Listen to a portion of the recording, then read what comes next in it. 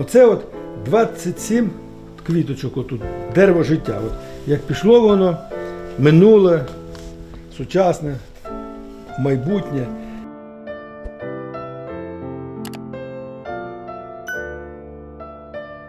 Дванадцятипроменева зірка.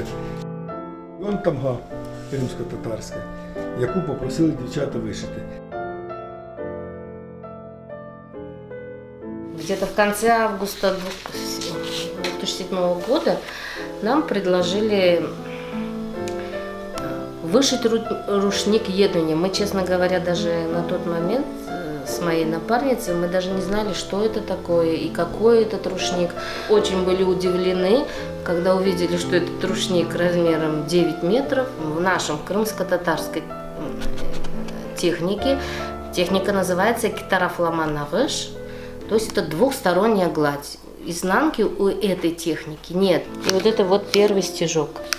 Вот видите здесь? Это вот моя вторая напарница. А это мы были в ханском дворце, и все мастерицы Бахчисарая, как бы каждый доторкнулся, хоть один стежок, но сделал. Но мы даже не думали и не подозревали, что именно герб нам придется вышивать. Меньше всего мы обращали внимание на герб. Мы думали, что будем что-то вот растительное вышивать. Но когда нам сказали, что надо вышить герб, и он должен быть золотом, и именно поэтому к нам обратились, конечно, был небольшой шок. Это очень большая работа на 5 дней, так как вот золотое шитье, там волосок к волоску ты пришиваешь для того, чтобы это была чистая, качественная работа. За 5 дней мы с моей напарницей не спали ночью, мы вышивали. Но обидно было делать такую большую работу и не оставить там хоть какую-то пометочку о себе. Ну, а раз это такой большой рушник, это всеукраинский рушник, то, естественно, там должна была быть пометочка от всего крымско-татарского народа, поэтому мы выбрали. Ильмиага Умеров нам подсказал, что это должен быть наш крымско-татарский тотем, то есть это тамга на фоне нашего голубого знамени.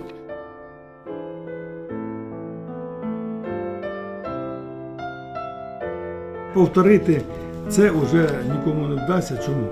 Тому що знайти полотно, щоб виросло з наших конопель, щоб наша людина виткала нитки, потім виткала полотно. Це вже не знайде. А знайти дурнів, які об'їдуть 25 областей, плюс 4 діаспори, Америка, Канада, Румунія, Молдова, Польща.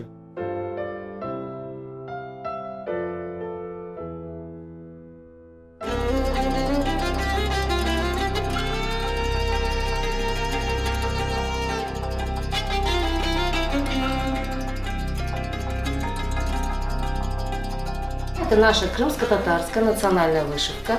Я знаю, что очень много стран, кто занимается золотым шитьем, но оно везде называется золотное шитье.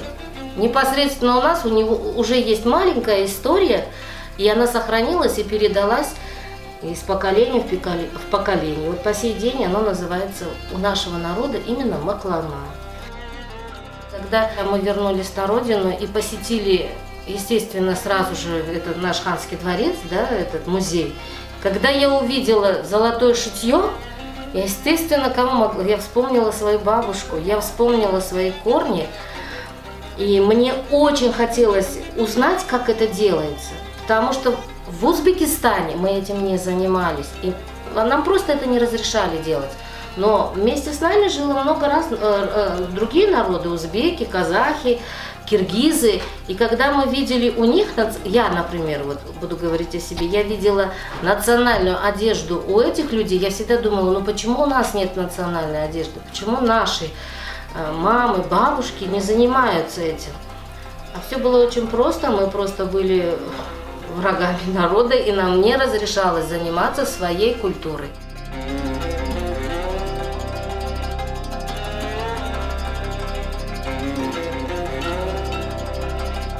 Золотое шитье, оно по технике проходит по основе.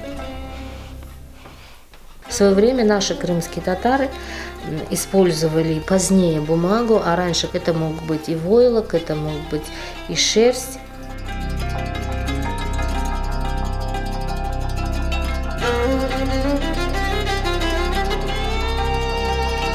Моя мама попала в депортацию, ей было 5 лет.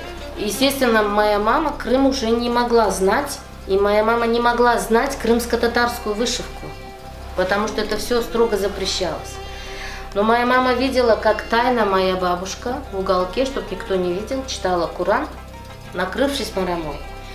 На тот момент почему-то во всех ларьках нельзя было купить хлеб, но зато можно было купить моточек мулине и иголочки. И почему-то можно было купить или украинский, или русский рисунок. Поэтому очень много у нас сейчас крымских татар, у кого есть вышивка с депортации, там, несет Галя воду, вот это все, да, то есть наш народ, не понимая, видел, что это красиво, он просто вышивал. И разрешалось вышивать именно украинским крестом, украинской гладью, почему-то русское не было, да, вот в основном украинской. Вот эта марама, она вышита именно украинским крестом. Это умела делать моя мама. Она не знала, что такое двухсторонняя гладь.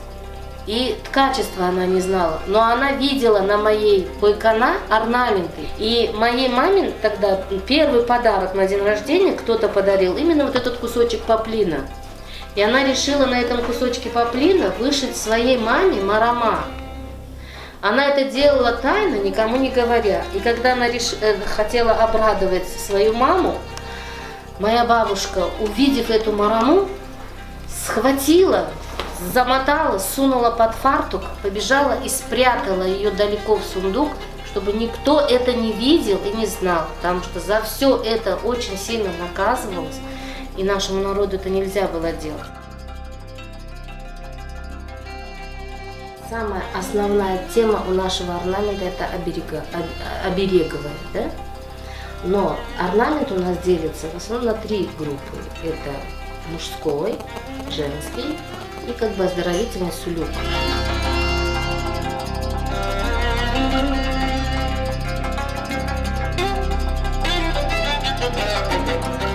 Это элемент звезды. То есть как бы считается, что вот темя женщины, оно соединяется с космосом. Вот он, видите, везде.